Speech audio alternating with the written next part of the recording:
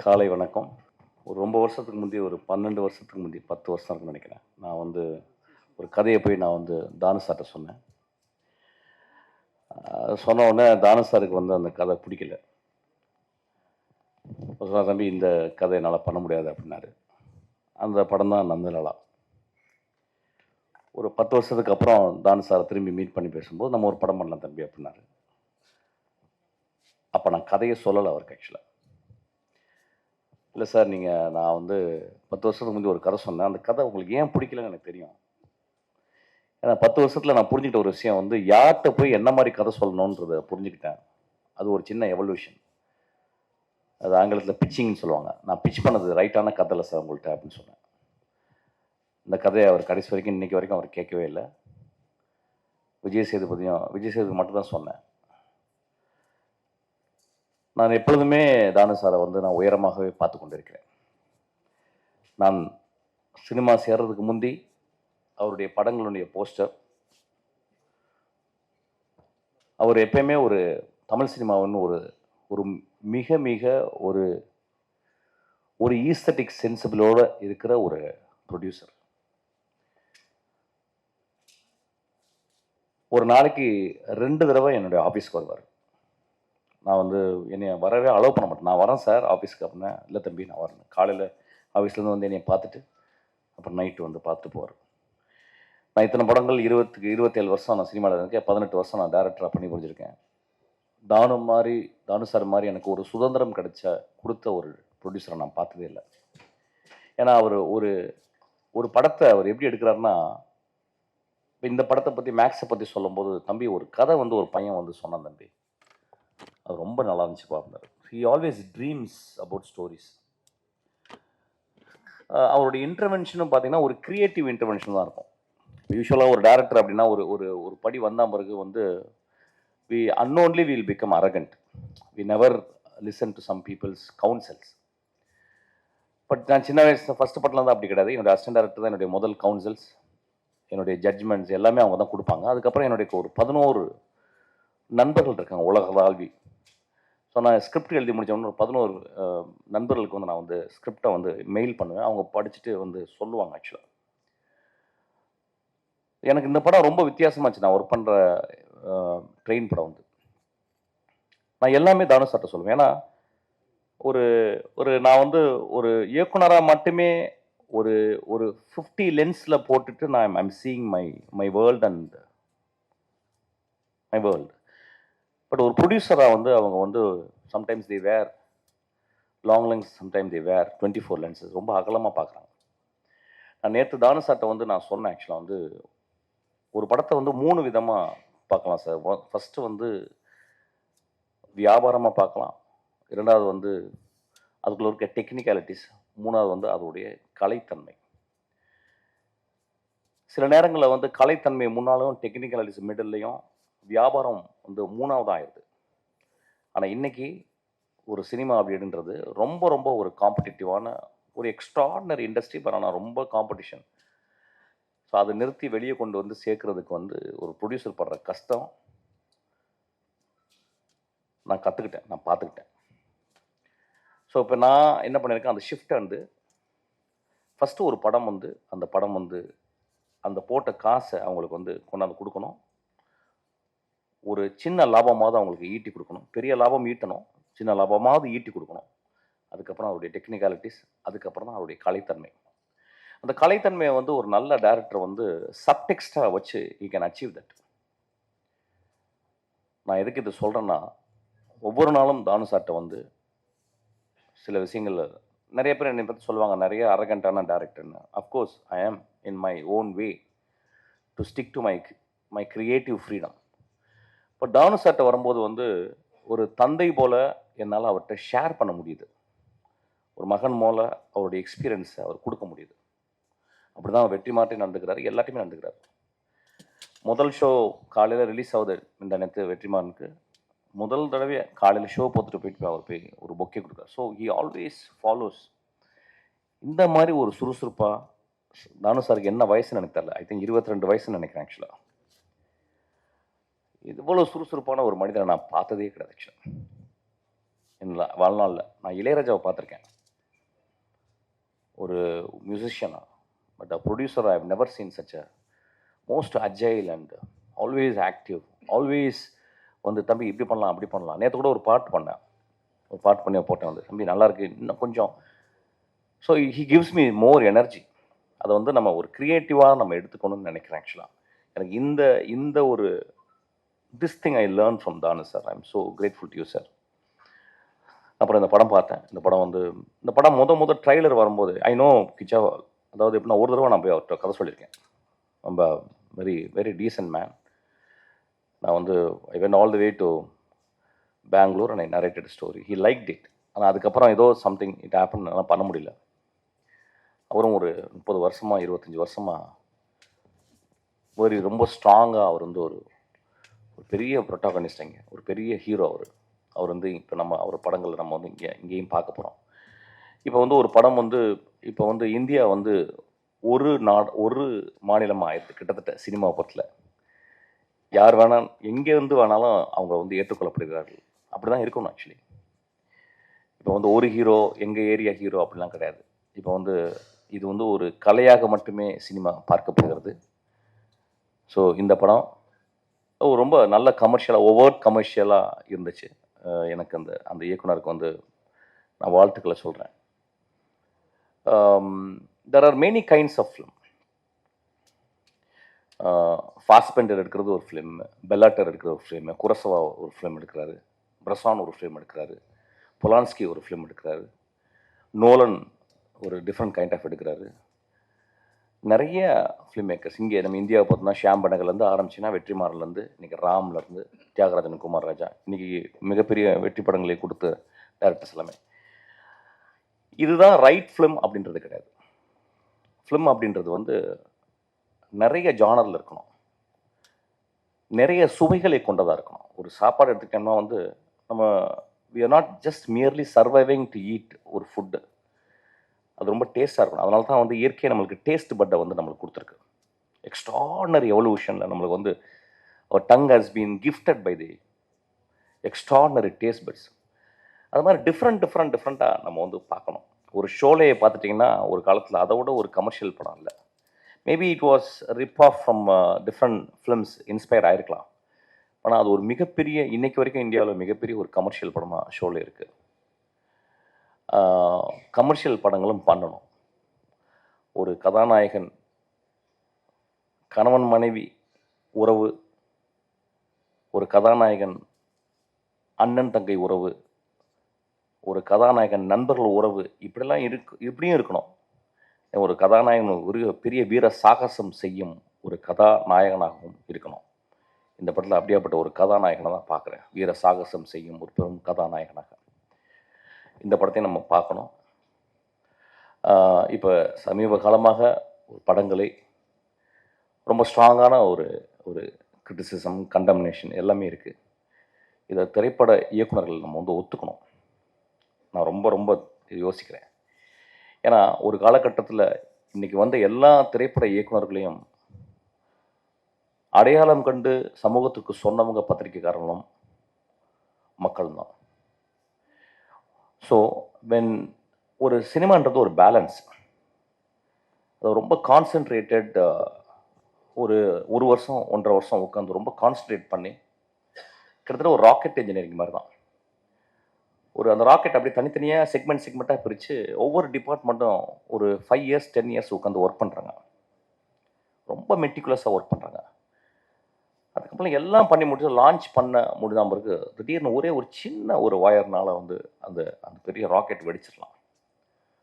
அந்த மாதிரி தான் சினிமாவும். ஸோ இது ஒரு concentrated work led by the director, also by the actors, the producers. Sometime is mishap ஆகும். ஸோ இதையும் மனதில் கருத்து வச்சுக்கிட்டு நம்ம புரிஞ்சுக்கணும். கிட்டத்தட்ட பத்திரிகையாளரும் நம்மளும் பார்த்தீங்கன்னா ரெண்டு கையை கோர்த்து தான் நடக்கிறோம். நீங்கள் இல்லாமல் நாங்கள் இல்லை, நாங்கள் இல்லாமல் நீங்கள் இல்லை, அப்படி தான் இருக்கணும்னு நான் நினைக்கிறேன். ஸோ சில நேரங்கள் நான் திரும்பி சொல்கிறது, கருணையோடு கொஞ்சம் மனதில் வைத்து அந்த மனிதன் எப்படியாப்பட்ட சினிமாக்களை பண்ணியிருக்கிறான் அப்படின்றத வச்சோம் நம்ம கொஞ்சம் விமர்சனத்தை கொஞ்சம், I am not saying to tone down, I am saying கொஞ்சம் please add little compassion when you criticize a movie. அது ரொம்ப இம்பார்ட்டன்ட் நினைக்கிறேன். ஏன்னா இன்றைக்கி சினிமாவை பார்த்தீங்கன்னா எனக்கு அவ்வளோ கஷ்டத்தில் இன்றைக்கி சினிமா இருக்குது. நிறைய பேருக்கு தெரியாது. கஷ்டம்னா ஒரு எப்படி ஒரு ஒரு சீசனுக்கு கூட ஒரு 4 சீசன் இருக்கும். ஆனால் இன்றைக்கி சினிமா அவ்வளோ கஷ்டத்தில் இருக்குது. பெரிய பணங்கள் போட்டு தான் இன்றைக்கி சினிமா பண்ண முடியுது. ஒரு சின்ன படங்களே இன்றைக்கி எடுக்க முடியல. ஆக்சுவலாக கொஞ்சம் மிஸ் ஆனால் கூட அது வந்து மிகப்பெரிய இழப்பையும் பல குடும்பங்களை வந்து ரோட்டுக்கு கூட்டு வர்ற அளவுக்கு சினிமா ஆயிடுது. ஸோ இதை கருத்தில் கொண்டு நம்ம சினிமாவை ரொம்ப கம்பேஷனோட பார்க்கணுன்னு நான் ரொம்ப தாழ்மையோடு கேட்டுக்கிறேன். இந்த படம் ஒரு மிகப்பெரிய வெற்றி படமாக அமையும். இந்த படமும் ரொம்ப கலை ரீதியாக இன்னொரு ஏரியாவில் ஒரு ஜானரில் இது வந்து ஆடியன்ஸ் வந்து ஹோல்ட் பண்ணும். இட் ஷுட் அரெஸ்ட் அவங்களுடைய இன்ட்ரெஸ்ட்டை வந்து இன்னும் அதிகப்படுத்தும். இந்த படம் கிச்சா அவர்களுக்கு மிகப்பெரிய தமிழ் வெற்றி படமாக அமையணும்னு நான் ஆசைப்பட்றேன், வாழ்த்துறேன். இந்த படத்தை இயக்கிய அந்த இயக்குனர் அவர் பேசும்போதே தெரிஞ்சது, ரொம்ப எளிமையாக இருந்தார். தன் மனைவியும் மகளையும் சொன்ன ஒரு டேரக்டர். அவருக்கு அவர் கிளாப் அடிப்போம். ஆக்சுவலாக அதுதான் முக்கியம் வாழ்க்கையில். ஆல் த திங்ஸ் எல்லாம் பண்ணி முடித்த பிறகு வாழ்க்கையில் வந்து நம்ம சொந்தங்களுக்கு தான் எல்லாமே பண்ணுறோம். எல்லா குட்டிக்கரணங்களும் சினிமா ஒரு மிகப்பெரிய குட்டிக்கரணம் தான். ஆக்சுவலாக நான் எல்லாம் பண்ணுறதும் என்னுடைய மகளுக்கு தான் ஆக்சுவலி. ஸோ அது மாதிரி அந்த டேரக்டர் சொல்லும்போது எனக்கு ரொம்ப மூவ் ஆகிட்டேன். அதுக்காக இந்த படம் ஓடும் சார், பெரிய ஹிட் ஆகும் சார். வந்திருக்கோம் எல்லாருமே நான் ரொம்ப வாழ்த்துறேன்.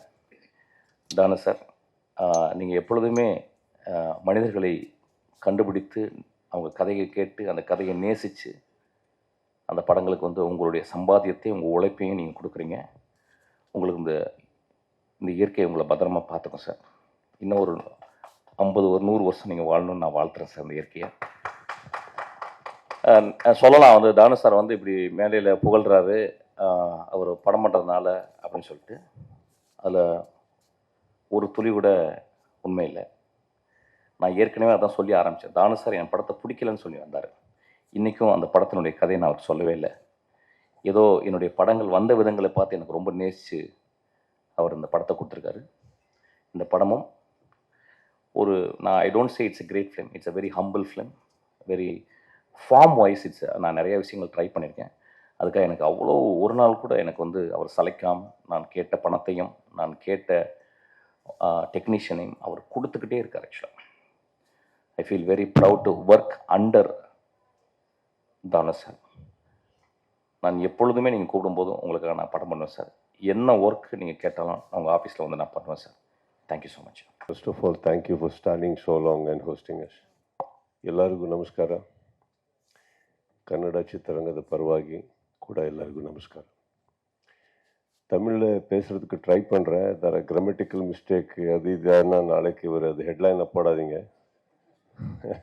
இவ்வளோதான் தெரியும் சார். நீங்கள் வந்து சொன்னீங்க ரொம்ப சீரியஸாக இருக்கேன். நான் சீரியஸ் இல்லை சார், சீரியஸாக கான்சென்ட்ரேட் பண்ணிட்டு இருந்தேன். நீங்கள் சர்ஃபேஸ் லெவல் தமிழில் பேசும்போது எனக்கு அர்த்தமாகுது. ரொம்ப டீப்பாக பேசினா அது தானு சார் அப்படி தான் ஸ்டார்ட் பண்ணுவார். நார்மல் கான்வர்சேஷன்ஸு அவர் ரொம்ப டீப்பு. ஸோ அவர் என்ன சொல்கிறாருன்னு கேட்குறதுக்கு 1 hour ஆகுது. அதுக்கப்புறம் எல்லாருக்கும் கூப்பிட்டு என்ன சொன்னார் அவர். ஸோ இந்த கேப்பில் நான் சீரியஸாக இருக்க போகிறேன். அப்போ நீங்கள் எனக்கு பார்த்துருக்கீங்க சார். அதுதான் மேட்டர், அவ்வளோதான், வேற இல்லை. அண்டு மிஸ்கின் சார் ஒரு நல்ல லைன் சொன்னீங்க. நீங்கள் படம் வந்து கிரியேட்டிவிட்டி, டெக்னிக்கல் அண்ட் பிஸ்னஸ் இந்த ஆர்டரில் எதாரும் ஒரு கரெக்டா சார்? அதுக்கு மேலே இவர் இன்னொரு வார்த்தை சொன்னார். எனக்கு வந்து நீங்கள் கதை சொல்ல இருக்கீங்க. என்ன ஆர்டிஸ்ட் கூட கதை கேட்கும் போது ஒரு 3 இருக்குது சார். எப்போ சொல்கிறீங்க ஒரு ஃப்ளாப்பு சக்ஸஸ் பின்னாலே முன்னால சொல்கிறீங்களே கதை. இன்னொரு விஷயம், எந்த ப்ரொடக்ஷன்னு எந்த சக்ஸஸ்ஃபுல் பேனர் இந்த வந்திருக்கீங்கன்னு சார். 2வது 3வது என்ன வீட்டில் இருக்கிற தக்கராறில் இருக்கிற ஒரு மூடு சார். மோஸ்ட்லி நீங்கள் 3rd ஆர்டரில் வந்திருக்கீங்க. ஸோ அந்த மூடில் இருக்கும் போது ஏதோ சொல்லியிருக்கீங்க. I think that is what happened here. But I'm very honored, sir, that you recollected that. And my heartfelt thanks to the 3 gentlemen. Ravi sir, I think நான் ஃபஸ்ட் டைம் நீங்கள் வந்து பேசுறது கேட்டேன். Very very positive. I don't know sir. Every time நான் வந்து தமிழ்நாடுக்கு வந்து இங்கே மெட்ராஸ் சென்னையில் வந்து ஏதோ ஒரு படம் ரிலீஸ் ஆச்சுன்னா அது எவ்வளோ சக்ஸஸ் ஆகிருக்கு, எவ்வளோ சக்ஸஸ் ஆகலன்னு தெரியல. ஆனால் நிறைய ஒரு பிளெஸ்ஸிங்ஸு, ஒரு லவ் எடுத்தீங்க இந்த போயிருக்கேன் எப்போவுமே. So you came me that extra today, all of you. Thank you so much. And Vijay, I think அவர் பர்சனாலிட்டிக்கு அவர் சொல்கிற கதைக்கு சம்மந்தமே இல்லை. ஃபஸ்ட் டைம் அவர் வரும்போது நீங்கள் எல்லாருக்கும் தெரியும், தானு சார் ஃபோனில் பேசும்போது ரொம்ப ஹம்பலாக பேசுகிறாரு. தம்பி அப்படிதான் ஸ்டார்ட் ஆகுது. ஸோ நான் நினச்சேன் ஏதோ ஒரு ஃபேமிலி ட்ராமா ஏதோ இருக்கலான்னு, தெரியல. அனுப்புங்க சார் கேட்கலான்னு. அவர் வந்தார். அவர் வந்த உடனே இன்னும் கன்ஃபார்மாக போச்சு. 100% இது ஏதோ ஃபேமிலி ட்ராமா தானே. அவர் வந்தது ஸ்டைலு, உட்கார்ந்தது ஸ்டைலு. அதுக்கப்புறம் ஒரு கதை சொன்னார்.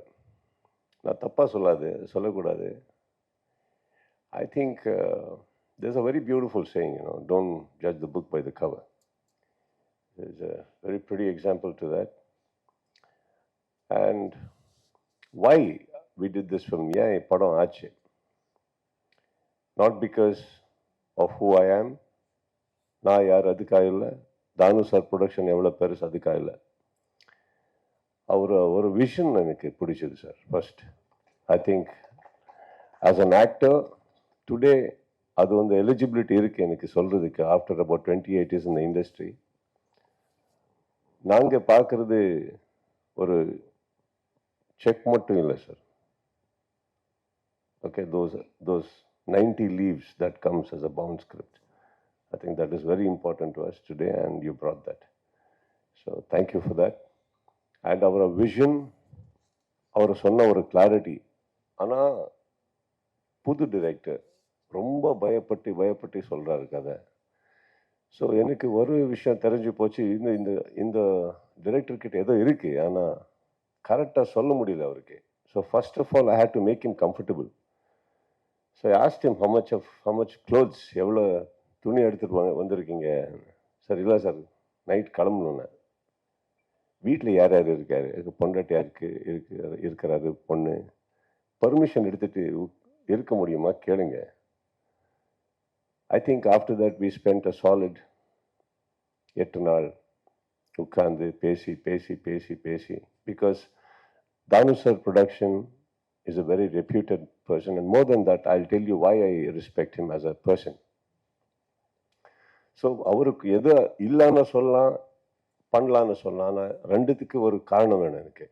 why we are doing it or why we are not doing it. So those 8 days was for me to confirm yes சொல்லணுமா no சொல்லணுமான்னு. ஸோ ரெண்டுத்துக்கு I was ready for it. But by the end of the day, 8 days எனக்கு வந்து இல்லை இது பண்ணலாம்.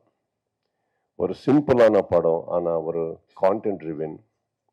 அவருக்கு இமீடியட்டாக சொன்னேன், சார் பண்ணலாம் சார். அவர் எப்போன்னு கேட்டார். இமீடியட்டாக பண்ணலாம், எனக்கு ஒரு கேப் இருக்குது, இமீடியட்டாக பண்ணலாம். ஒரு நல்ல கதை வெயிட் பண்ணக்கூடாது, பண்ணிடணும். வேறு எதாவது இருந்தால் கூட தள்ளி அது பண்ணிடணும்.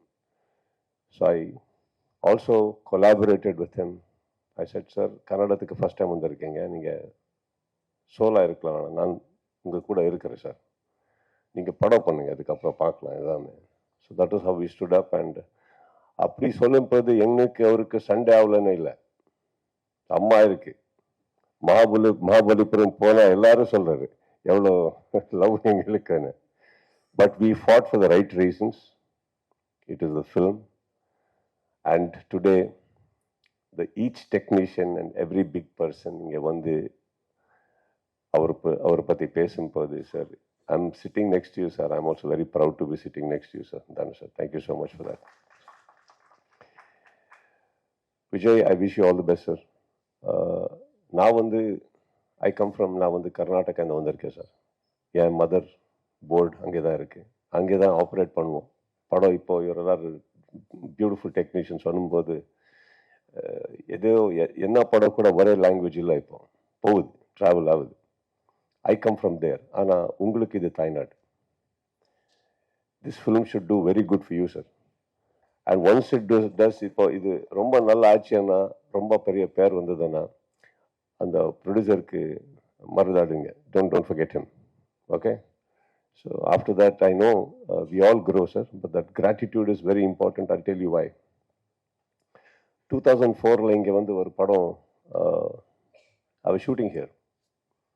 அப்போ தானே சார் காக்கா காக்கா little early. Yeah, it was released. நான் போய் பார்த்ததுக்கு அப்புறம் பண்ணலாமே, இது கன்னடத்தில் கூட பண்ணலாமேன்னு. அப்போ வந்து இப்போ வெரி ஈஸி, யாருக்கார தேடுறது, இந்த டைரக்டர் எங்கே இருக்காரு, ப்ரொடியூசர் எங்கே இருக்காருன்னு தேடுறது ரொம்ப ஈஸி. இல்லைன்னா ஒரு நல்ல பிஆர் மேனேஜர், கூகுள், ஏதோ ஒரு அங்கே அப்போ வந்து 2004ல் யாருக்கார தேடுறதே ரொம்ப பெரிய விஷயம். எங்கே இருக்காரு, எப்படி இருக்காரு, மீட் பண்ணுவாரா, எதுவுமே தெரியல. நான் வந்து அப்போ தான் I was just making a neat name for myself then, just coming up. So I went to his office. அவர் ஆஃபீஸுக்கு போகும்போது தெரியல, என்னமோ ரொம்ப பேட் மூடில் இருந்தார். திட்டுறாரு, யாருக்கு அது தெரியல. நான் வந்து ஐயோ என்ன ராங் டைமில் வந்துட்டு வா, என்ன உள்ளே கூப்பிட்டாரு, போனோம். ஸோ ஒரே ஒரு நம்பிக்கை தைரியம் என்னென்னா, பக்கத்து ஸ்டேட்லேருந்து வந்திருக்கேன். ஆல்ரெடி எங்களுக்கு உங்களுக்கு இஷ்யூ இருந்தது அப்போது, ஸ்டேட் இஷ்யூஸ். ஸோ அவ்வளோ கேவலமாக பேச மாட்டார் ஒரு நம்பிக்கை. போனால் ஸ்ட்ரெயிட்டாக எந்த ஆள் எனக்கு கூப்பிட்டு வந்தாரோ அவருக்கு திட்ட ஆரம்பிட்டார். நீ அதுக்கு ஏன் வந்துட்ட அப்படி. ஐயோ இன்னும் ராங்கா போச்சு, இது கால்குலேஷன் ராங்கு. இதுக்கப்புறம் நீ போ, வெளியே போன. அவர் போகிறாரு. ஃபர்ஸ்ட்டு ஹலோ சொல்லலை, ஹாய் சொல்லலை, நீ யாருன்னு கேட்கல. அவகிட்ட கூட எதுக்கு தம்பி வந்துட்டீங்க. ஓகே உட்காந்து பேசினா, அப்போது விஜய் உங்கள் மாதிரி சார், அவர் பர்சனாலிட்டி அப்படி தான். பட் அவர் இருக்கிறதுக்கு திட்டுற வார்த்தைக்கு சம்பந்தமே இல்லைன்னா போச்சு. தென் ஐ டோல்ட், இல்லை சார் அவர் எனக்கு தெரியல எப்படி வரணும் உங்ககிட்ட, ஏன்னா பெரிய பெரிய படம் பண்ணிட்டு இருக்கீங்க, என்ன தெரியல சார், விடுங்க. ஒரு ஃபோன் பண்ண நான் தான் கூப்பிட இல்லை, எங்கே ஃபோன் பண்ணுறது. ஓகே எதுக்கு வந்தீங்க சார்? அது படம் காக்க காக்கன்னு ஒரு படம் கன்னடத்தில் பண்ணும் சார். யார்? இகேன் செகண்ட் டவுட், ஏன் நான் ஹீரோ அப்படி இல்லையா என்ன சார்? நான் தான் பண்ணுவேன் சார்.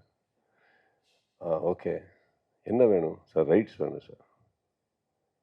நான் என்ன பண்ணணும் சார்? ரைட்ஸ் கொடுங்க சார். எவ்வளோ கொடுக்குறீங்க? இது எனக்கு மியூட் பண்ணிச்சு. இதுக்கு மேலே பேசினா தப்பாகுது. Already bad mood. நான் சொல்ல ஃபிகர் தெரியாது, ஓகேயா ஓகே இல்லையா எனக்கு தெரியாது. இதுக்கப்புறம் பிஃபோர் ஐ ஸ்போக் பண்ணுங்க என்ன சொன்னார் சார்? அதை எவ்வளோ கொடுக்கணும்? ஆனா தம்பி காசு நீங்கள் பண்ணுங்க, நல்லா பண்ணுங்க, எவ்வளோ ஓகே. நான் இமீடியட்டாக ஏதோ லெட்டர் எடுத்துட்டு இமீடியட்டாக he wrote it to me. எனக்கு இன்னும் டவுட்டு, ஏன்னா போகும்போது ரிவர்ஸ் எடுத்துட்டு வாப்பா இங்கே சொல்வார், எனக்கு தெரியல. ஸோ ஃபர்ஸ்ட் டைம் சடங்க நீ கிளம்புங்க பண்ணுங்க தம்பினா, பிஃபோர் அவர் மூட் சேஞ்சுக்கு முன்னாடி அங்கே கிளம்பிட்டேன்.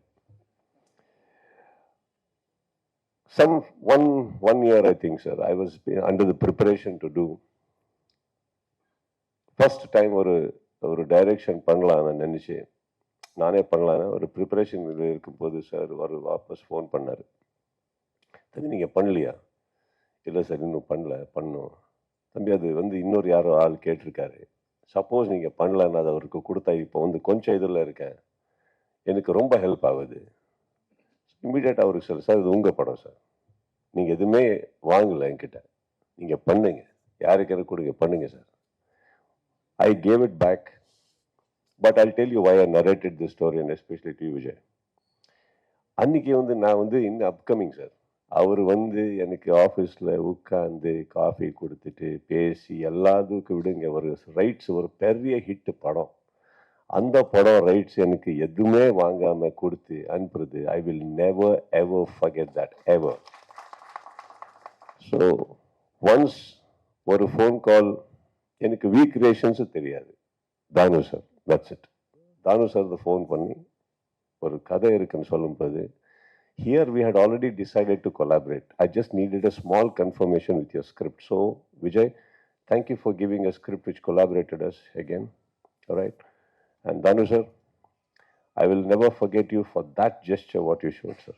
That is very important. அது நீங்கள் அன்னைக்கு that for any newcomer, for any upcomer, coming from ஒரு பெரிய ப்ரொடக்ஷன் டைரக்டர் கூட இருக்கலாம், யார் கூட இருக்கலாம் சார், அவர் வந்து அன்னைக்கு கொடுக்குற ஒரு மரியாதை, that will go a long way, provided the person you are respecting is also equal worth.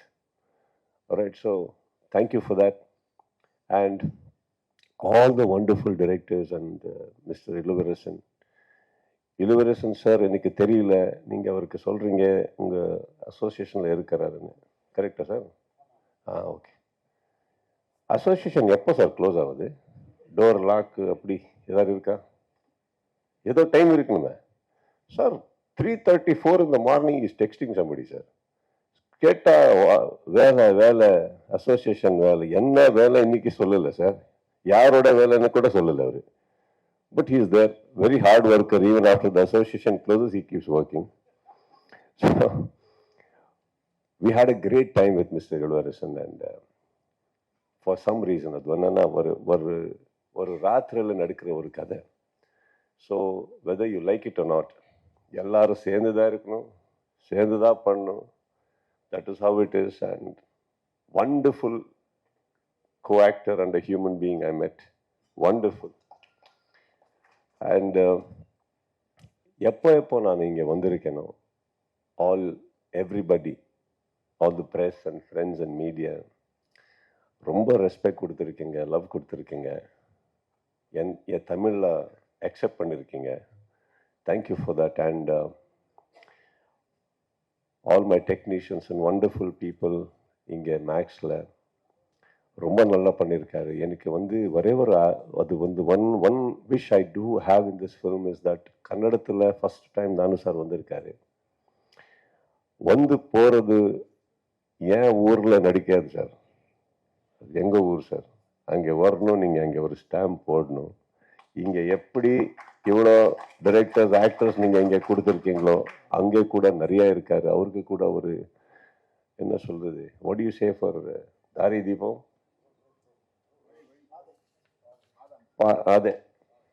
அதாகணும் better. Great maker, a great director, a great storyteller. அது வந்து எல்லா இடத்துல இருக்கிற ஒரு requirements. We are just your product, sir. We are just one paint in the one color in the entire paint what you do. We actors. Thank you all wonderful directors for making us be in your painting, and all of you, thank you once again. My best wishes to the entire team and everyone, and thank you for having me here. Right, thank you. அனைத்து அச்சு electronic ஊடக நண்பர்கள் அனைவருக்கும் என்னுடைய இனிய காலை வணக்கம்.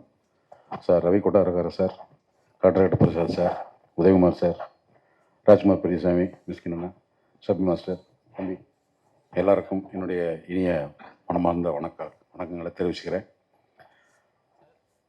இந்த படத்தில் வந்து ஒரு முழு நீண்ட ஒரு கதாபாத்திரம் எனக்கு வந்து ப்ரொடக்ஷன் மேனேஜர் மகேந்திரன் வந்து திடீர்னு ஃபோன் பண்ணி இந்த மாதிரி தானுசார் கம்பெனிலேருந்து ஒரு படம்னே நீங்கள் வந்து கேளுங்கன்னாரு. இப்போ தம்பி போய் கதை கேட்டேன்.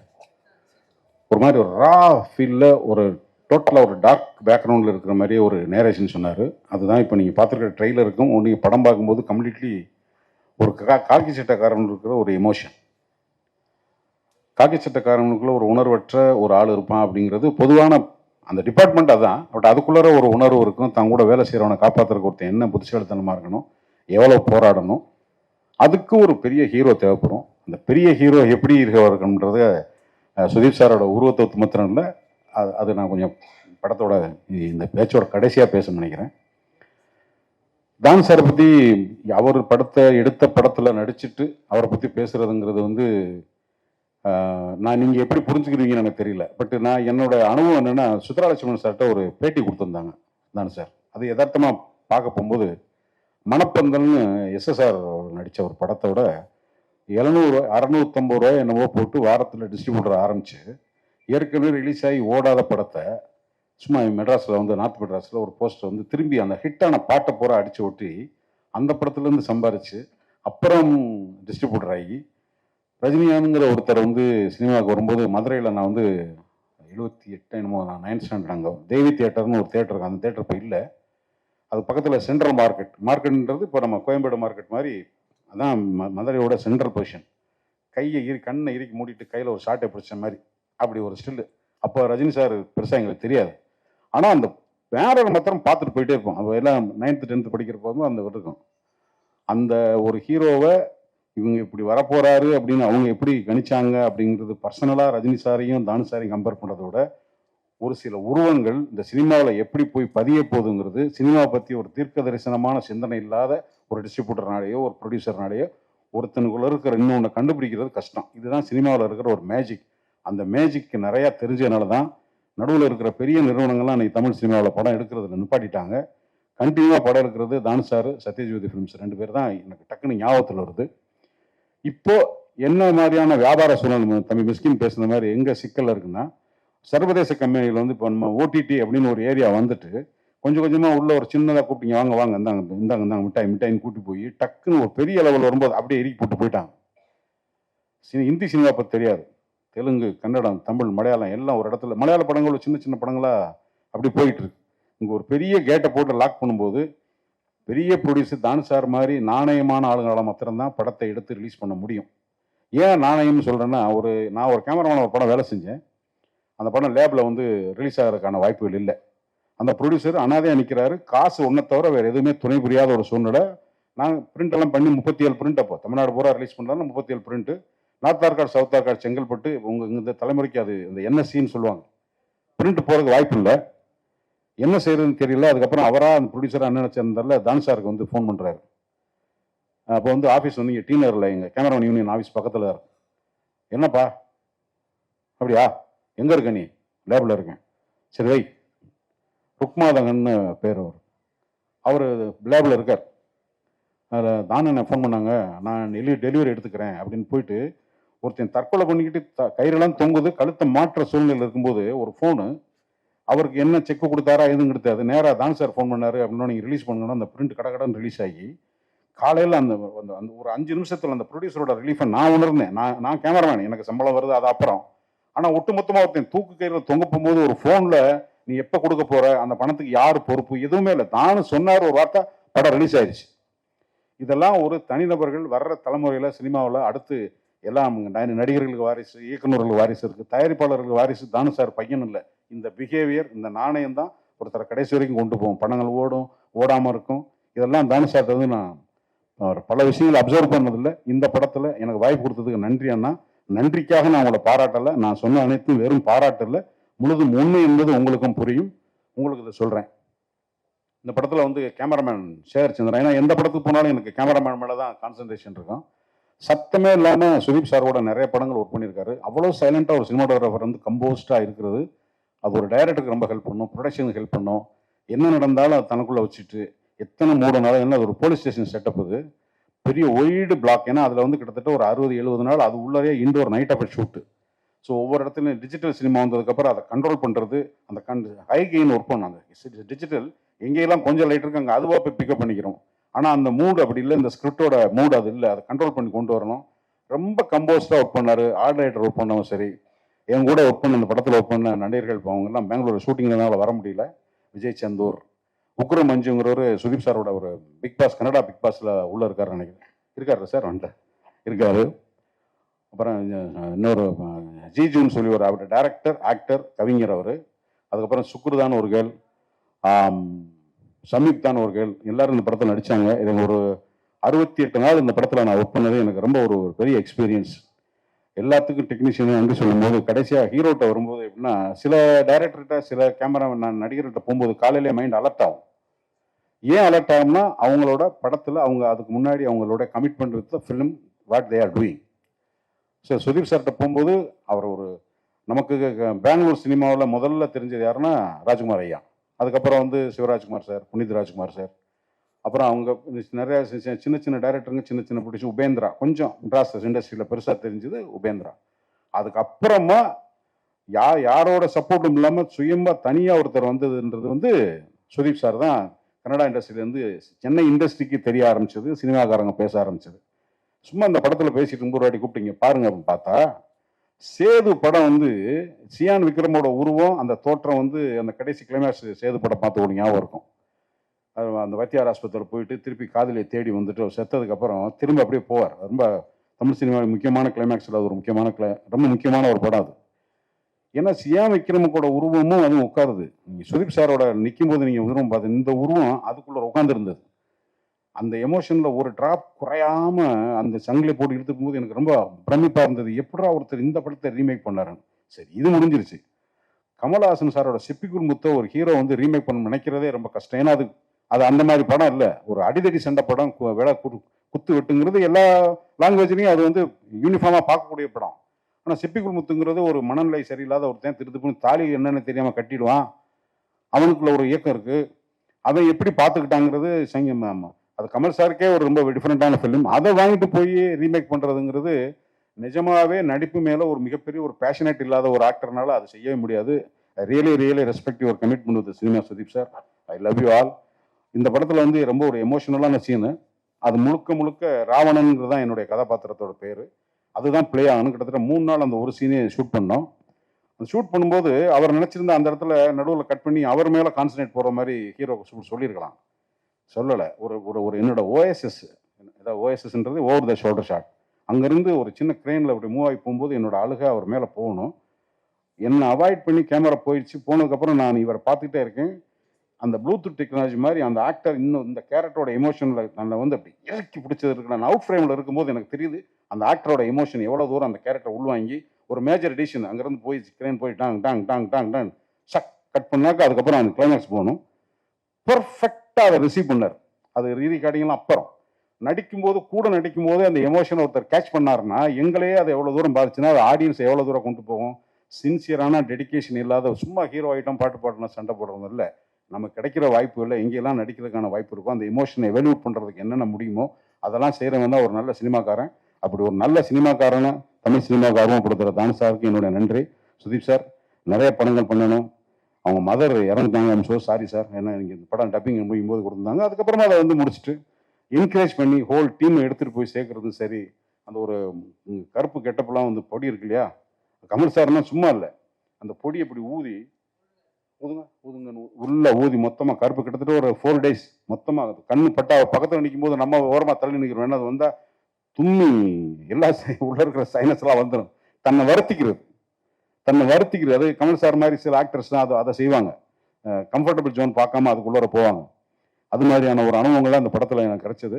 ஸோ இந்த படத்தை வந்து நீங்கள் படம் பார்த்துட்டு தம்பி டைரக்டரை வந்து அவன் தன்னை போராடி தான் எல்லாரும் ஜெயிப்பாங்க. விறுவிறுன்னு வந்துடுறது இல்லை. பட் விஜய் கருதையை பொறுத்த மட்டும் தன்னை பலமுறையாக அறிமுகப்படுத்தக்கூடிய வாய்ப்புகள் கிடச்சி அங்கே உட்காந்து இங்கே உட்காந்து அலமோதி கடைசியில் ரீக்ரியேஷன்ஸில் வந்து உட்காந்து தம்பி உன்னுடைய உழைப்பும் உன்னுடைய முயற்சியும் உன்னுடைய நேர்மையான கமிட்மெண்ட்டுக்கும் காலம் நல்ல அனுமதி தர வேண்டும். நீ வெற்றியாக சூட வேண்டி என்னுடைய மனமார்ந்த வார்த்தையில் தெரிவிக்கிறேன். வாய்ப்புக்கு நன்றி, வணக்கம். இன்ப நாள் இது, இனிய நாள் இது. அகில இந்திய திரைப்பட சம்மேளனத்தின் தலைவரும் தென்னிந்திய திரைப்படத்துக்கு தலைவருமான சகோதரர் ரவி கொட்டார்கர் அவர்களே, முன்னாள் டைனமிக் தென்னிந்திய திரைப்பட வர்த்தக சபை தலைவர் காற்றகட்ட பிரசாத் அவர்களே, இயக்குனர் சங்கத்தின் தலைவர் தம்பி ஆர்வி உதயகுமார் அவர்களே, சின்ன குழந்தையிலேருந்து எனக்கு ரொம்ப நெருங்கிய பழக்கமாகி இன்றைக்கி என்னுடைய அத்தனை படங்களுக்கும் நடன இயக்குனராக பணியாற்றி கொண்டிருக்கும் தம்பி சோபி அவர்களே, இளவரசை பற்றி சொல்லணுன்னா சொல்லிக்கினே இருக்கலாம். அதான் ஆழ்கடல் எண்ணம் அருளேட்டு வலிமை ஏழ்கடல் வண்ணமதை எண்ணத்தில் வடிக்கக்கூடிய ஒரு தம்பி இளவரசு. பன்மணி திரள் போட்டு நன்மை எழுதுனா அவர்கிட்ட கருத்துக்கள் ஏராளமாக வந்து கொண்டே இருக்கும்.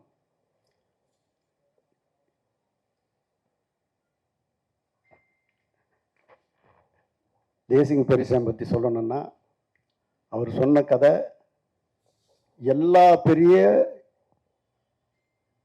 நடிகர்கிட்டையும் சொல்லி அத்தனை பேரும் ஓகே பண்ண படம். அதுபோக இப்போ அவர் சேர்ந்திருக்கிற இடத்துலையும் மிகப்பெரிய இடத்துக்கு தான் அந்த கதை போச்சு. என்னுடைய வாழ்த்துக்களை நான் அடிக்கடிக்கு சொல்லின்னு இருப்பேன். அதுக்காக பல ரெஃபரன்ஸுங்களாம் ஒரு வாட்ஸ்அப்பில் அமைச்சின்னு இருப்பேன். அதாவது அந்த படம் அவ்வளோ அது வெற்றி அடையிறதுக்கு நான் அவ்வளோ முயற்சி பண்ணின்னு இருக்கேன். இன்னமும் பண்ணியிருக்கேன், எப்பவும் பண்ணின்னு இருப்பேன். அப்படிப்பட்ட ஒரு நல்ல ஒரு கலைஞன். ஆனால் நீ வருவ, வெல்வ, நிற்ப, நிலைப்ப. அது உறுதி. அதே மாதிரி அமரன் பட இயக்குனர் இதுவரையிலையும் ஒரு 4 நாள் தூக்கம் வராமல் தவிச்ச ஒரு தவிப்பு அமரன் படம் பார்த்தபோது இருந்தது. அதை ஒவ்வொரு முறையும் அவர்கிட்ட பேசினே இருப்பேன். துப்பாக்கியில் வந்து முருகதாஸோட அவர் பணியாற்றும் போது இந்த கம்ப்யூட்டர் ஆப்ரேட் பண்ணின்னு லேப்டாப்லேருந்து கூட சொல்லுவார். அன்னைக்கு பிடிச்சது இதான் எனக்கு.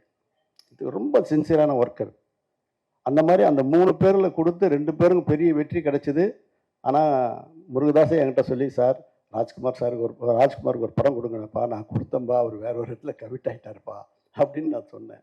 ஒரு உதவி இயக்குனர் கூட ஒரு பெரிய லெவலுக்கு எத்தனை வரணும்னு நினைக்கக்கூடிய ஒரு தலையாய ஒரு இயக்குனர் முருகதாஸ்.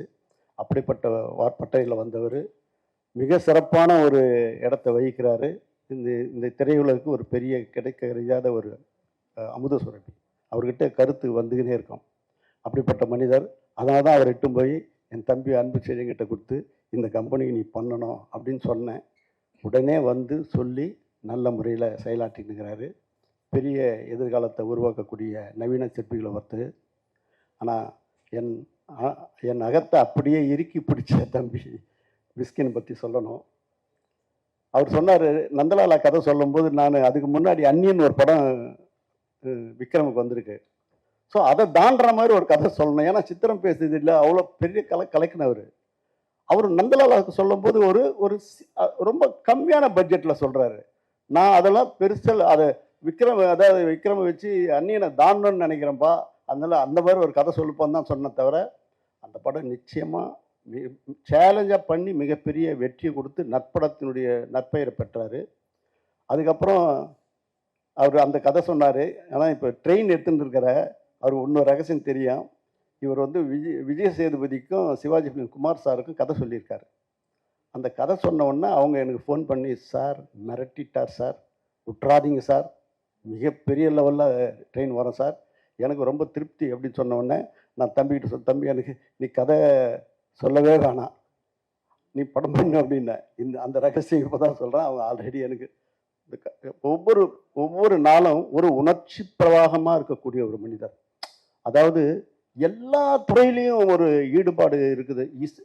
நான் போகும்போது கம்போஸ் பண்ணிருப்பேன். சும்மா விளையாட்டு இல்லை, ஒரு பெரிய 90 வயசு இசை மேதையை வச்சு அவர்கிட்ட பாடம் பயின்று அவர்கிட்ட உக்காந்து அந்த சுரங்களை வாசிக்கிறதும் சரி, அதை பாடி காமிக்கிறதும் சரி. நேற்று கூட சொல்லும்போது, தம்பி உங்ககிட்ட இருந்த அந்த ஜீவன் அந்த பாடகர்கிட்ட போகணும், அதை நீ எப்படியாவது வாங்கி இல்லை நீயே பாடிடு அப்படின்னு நேற்று கூட நைட்டு சொல்லிட்டு வந்தேன்.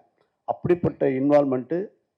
அதாவது நம்ம நிரந்தர இயக்குனர் என்ற வரிசையில் எங்களுக்கு இவரும் ஒரு தலையாய இடத்தை பிடிச்சிருக்கிறாரு. அவருக்கு அந்த படத்தினுடைய வரும்பொழுது தான் நான் அவரை பற்றி அதிகமாக சொல்ல வேண்டியிருக்குது. உண்மையிலேயே எனக்கு கூட பிறக்காத ஒரு தம்பியாக தான் நான் மிஸ்கினை நினைக்கிறேன். அதாவது ஒரு நல்ல ஒரு பண்பாளர். தகப்பன் ஸ்தானத்தில் எச்சு என்னை நினைக்கும் போது உண்மையிலேயே எனக்கு ரொம்ப சந்தோஷமாக இருக்குது. அப்படிப்பட்ட சூழ்நிலையில் நான் இருக்கிறேன். இயக்குனர் என்கிட்ட வந்து ஒரு நாள் கதை சொன்னார். கதை சொன்ன அடுத்த செகண்டே என் மனசுக்கு இது ஏன்னா நான் எல்லா லாங்குவேஜ் படம் எடுத்துட்டேன். ஹிந்திலேருந்து தமிழ், தெலுங்கு, மலையாளத்துலேருந்து. கன்னடத்தில் எடுக்கலையேன்னும் போது எனக்கு கிச்சா சார் தான் ஞாபகம் வந்தது. ஃபோன் பண்ணுறேன். அதாவது 2004 அவரை சந்திச்சிருக்கிறேன். அவரை நானை சந்திச்சிருக்கோம் காக்க படத்துக்காக. அதுக்கப்புறம் முதல் முறை அவருக்கு நான் ஃபோன் பண்ணி, இது ஒரு அருமையான கதை, நீ கதை கேட்டு பிடிச்சா நீ பண்ணு தம்பி அப்படின்னேன். சார் எவ்வளோ வருஷம் ஆச்சு, 18-19 வருஷம் ஆச்சு உங்களை நான் சந்தித்து, என்ன மாதிரி மனிதர் நீங்கள் அனுப்புங்க சார் அப்படின்னார். உடனே இவங்களை அனுப்பிச்சி வச்சேன். கதையை கேட்டு ஒரு வாரம் தங்க வச்சு அவரே ஒரு ஸ்கிரிப்ட் எழுதி கரெக்டாக டைரக்டருக்கு கையெழுத்து, இவரும் கையெழுத்து போட்டு எனக்கு 2 பேப்பர் அனுப்பிச்சார். அது எந்த காலத்தில் அது இன்னும் பதியம் போட்டு என்னுடைய பூஜை ரூமில் வச்சுருக்கிறேன். அப்படிப்பட்ட இன்வால்மெண்ட் உள்ள ஒரு கலைஞர். அதாவது தன்னை வருத்தி கதாபாத்திரத்துக்கு உயிர்க்கக்கூடிய ஒரு மாபெரும் கலைஞர். நீங்கள் படம் பார்க்கும்போது தான் தெரியும். படத்தில் இருக்கிற ஒவ்வொரு ஃப்ரேமும் அவரும் சேர்ந்து உருவாக்குறதுல ரொம்ப ரொம்ப ரொம்ப சந்தோஷம். இன்வால்மெண்ட்டு, அதாவது அந்த படத்தில் பங்கு கொண்ட அத்தனை பேரும் அவர்கிட்ட வந்து ஒரு ஒரு ஒரு ஃபயர், ஒரு டெடிகேட்டட், ஒரு பக்தியாக தான் அவரை பார்ப்பாங்க. அப்படிப்பட்ட ஒரு மனிதர் இந்த படத்தில் ஆத்மாதமாக உடல், பொருள், ஆவி அத்தனையும் கொடுக்குற மாதிரி கொடுத்துருக்கிறாரு. எனக்கு வந்து கன்னடத்தில் மிகப்பெரிய ஒரு பேர் வசூலை அள்ளி கொடுக்கும். அவர் பாட்ஷான்றது இந்த படத்தில் மாபெரும் பாட்ஷாவாக வருவார். என்னுடைய ஆத்மார்த்த மகிழ்ச்சியும் நன்றியும் தெரிவிச்சுக்கிறேன். இதுக்கு மேலே எனக்கு எதுவும் சொல்ல தெரியல. ராஜ்குமார் பெரியசாமியை பற்றி நான் இன்னும் நிறைய சொல்ல வேண்டியது இருக்குது. வருங்காலம் அதுக்கு வழிவகுக்கும் என்று சொல்லி, பத்திரிகை நண்பர்களே, சகோதரர்களே, என் பணிவான வேண்டுகோள், ஒரு நல்ல கலைஞன் உருவாகி இருக்கிறார். அந்த இயக்குனருக்கு நீங்கள் ரத்தன கம்பளமிட்டு வரவேற்று நெற்றிக்கு வெற்றி திலகமிட வேண்டும் என்று விரும்பி விடைபெறுகிறேன். நன்றி, வணக்கம்.